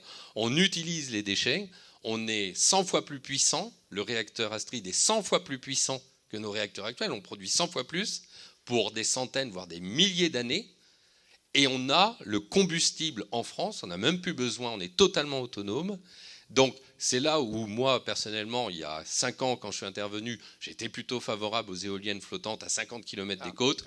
Mais maintenant, compte tenu de ce que j'ai découvert en rédigeant mon livre, je pense qu'en fait, on n'a plus besoin d'éoliennes du tout. Et donc, on fait Astrid. Et on fait Astrid en urgence, 1 milliard d'euros, c'est ce que je propose dans un plan d'1 milliard d'euros et on a encore en urgence. On a encore les moyens intellectuels, scientifiques. Oui, parce qu'en fait, Astrid a été abandonné il y a 1 an. Ouais. Et en fait, on a dépensé 700 millions d'euros dans Astrid. Et au CEA, on a tous les ingénieurs. Il faut d'urgence réhabiliter Astrid. Et ça a été développé par le groupe, vous savez, Sénat député de l'innovation, ce groupe conjoint et aussi l'Académie des sciences qui a dit il faut absolument réhabiliter dans les plus brefs délais. Je vous remercie. Voilà. Parce que ça, j'ignorais. Mais c'est très intéressant. Je vous remercie beaucoup. Voilà. Fabien, je te propose de voir M. Zemmour juste après, si ça ne te dérange pas. Elle est présidente de la Fraternité du Bon Larron, ancienne professeure de lettres classiques à Saint-Germain-en-Laye. Et je voudrais juste demander à l'hôte de rajouter quelques bûches parce que je suis transi de froid pour un Vosgien d'origine marocaine. S'il peut mettre quelques bûches, si quelqu'un a une écharpe, aussi pour M. Zemmour, s'il vous plaît. Parce que là, le coup... Je vais être rapide. Bon, voilà, j'ai enseigné 20 ans, notamment en milieu carcéral, en centrale de sécurité. Donc 20 ans les lettres en milieu carcéral. Et actuellement, je suis responsable d'une association qui s'occupe de réinsertion.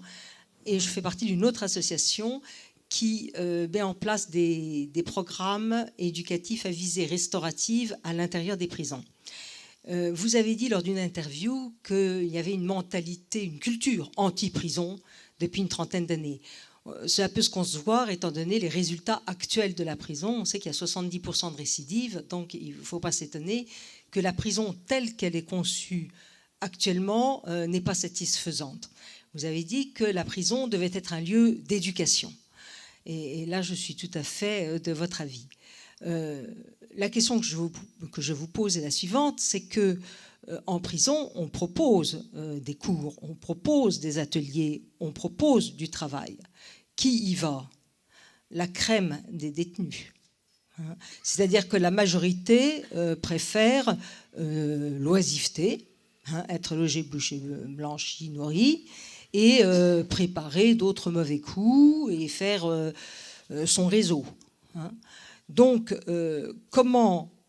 qu'est-ce que vous préconisez pour effectivement développer l'éducation qui permettrait à ces personnes un petit peu d'enrichir leur réflexion, d'avoir plus de maturité psychologique et puis peut-être de découvrir l'intérêt du travail?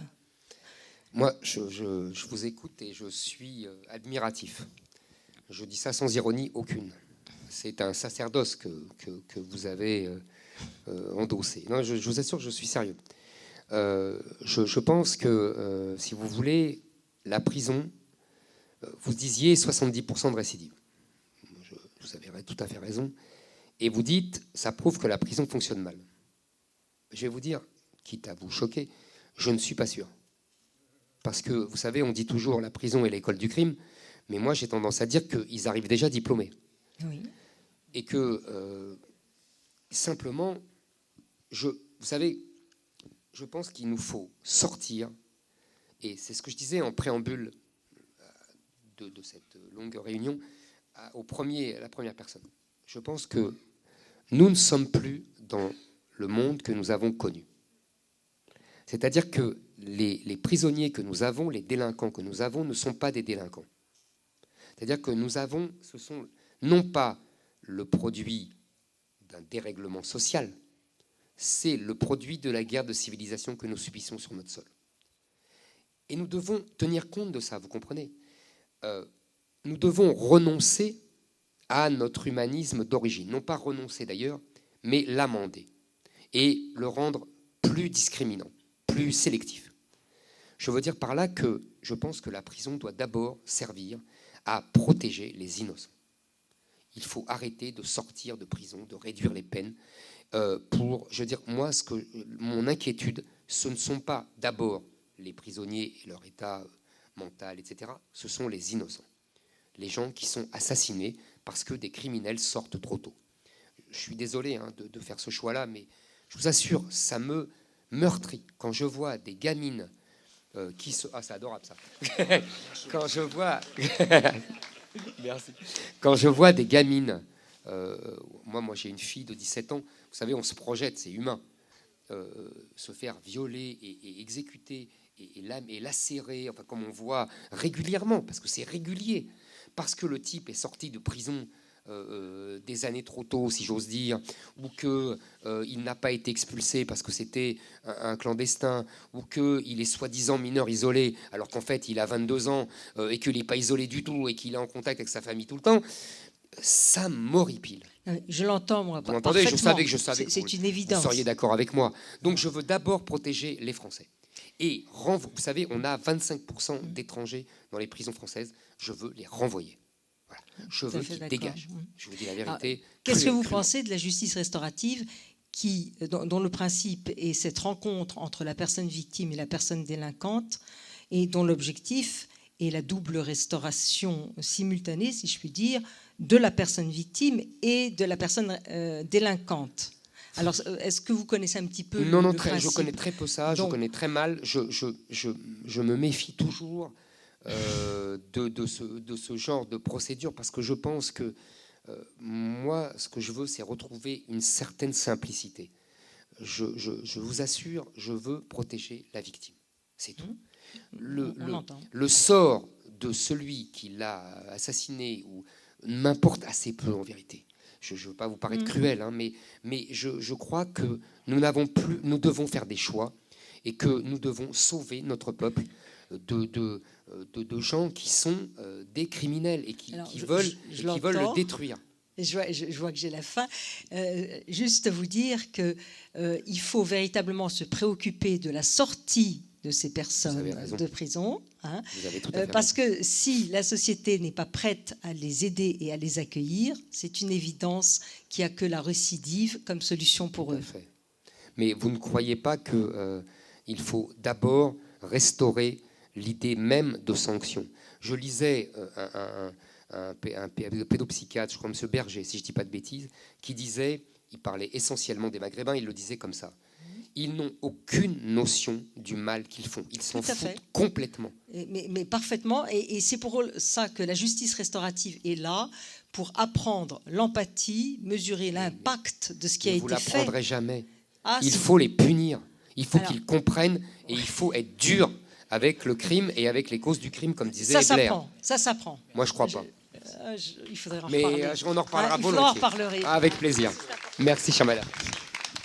Un énorme et un grand merci, et merci à toutes ceux et celles qui véritablement ce soir se sont engagés. Et simplement, il est possible de réunir aujourd'hui des personnes aux conditions anthropologiques proches, même si leur positionnement politique et leur appartenance partisane les ont jusqu'ici en tout cas empêchés de se retrouver.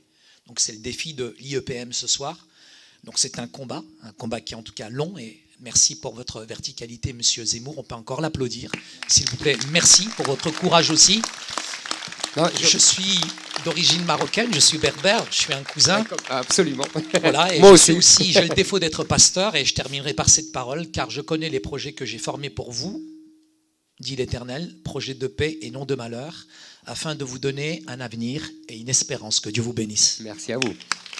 Et moi, je voulais vous remercier tous, en particulier mes interlocuteurs, parce que vraiment, j'ai beaucoup appris avec eux. J'espère que je ne les ai pas choqués. Je voulais être franc, loyal, pas dans l'atermoiement ou dans la dissimulation. Je pense qu'il est bon comme ça de discuter, même quand on a des désaccords. Avec ma dernière interlocutrice, j'ai beaucoup apprécié cet échange. Moi, ça me nourrit. J'espère qu'elle n'est pas choquée par ma brutalité et par ma franchise. Parce que je voulais vraiment discuter franchement, et je pense que c'est ma conception du débat et du respect de l'autre. C'est lui dire franchement ce que je pense, et qu'il me dise aussi franchement ce qu'il pense. Et je pense que c'est comme ça qu'on s'enrichit. Et voilà, je voulais vous remercier par cette douce nuit d'été. C'est la dernière nuit d'été. Merci, Monsieur Zemmour. Juste pour terminer, donc effectivement, l'unité, c'est pas l'uniformité. Donc, dans l'unité, en fait, on peut exposer des accords et des désaccords. En revanche, on reste unis. On peut rester unis. Vous avez 1000 fois raison. Je me permets de vous reprendre.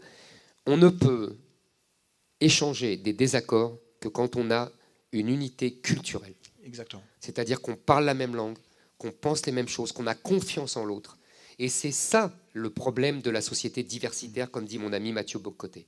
C'est-à-dire que le grand Robert Putnam, vous savez, le sociologue américain de Harvard, dit « Plus une société est diverse, moins il y a de confiance. » Quand il y a une société uniformisée par la culture, par les mœurs, par la connaissance de la civilisation, de sa civilisation, on est en confiance. On peut échanger des désaccords, parce qu'on sait qu'on va trouver un accord.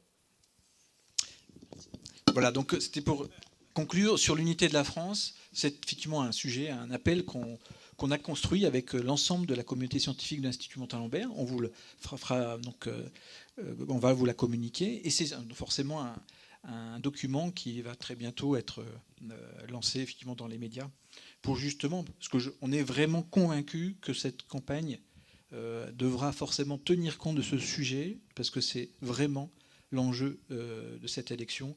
C'est vraiment, la France a besoin de retrouver son unité. Et en grand danger. Nous sommes vraiment au bord de la désagrégation. Il y a une course de vitesse entre la volonté politique et la démographie et les lois inexorables qui nous emportent vers cette désagrégation française. Je pense vraiment que c'est l'élection de la dernière chance. Et donc, vous pourrez compter sur nous pour défendre cette idée d'unité. Eh ben, je vous remercie beaucoup et je suis très fier de compter sur vous. Merci. Juste pour vous dire que le livre de M. Zemmour est en vente. Et si vous êtes disponible pour en dédicacer quelques-uns, je pense que on vous a même préparé en fait un endroit spécifique pour le faire. Vous allez voir. Et pour tout le monde, oui, au chaud, exactement. Bonne soirée à tous. Et donc le cocktail est servi. Merci. Bonne soirée.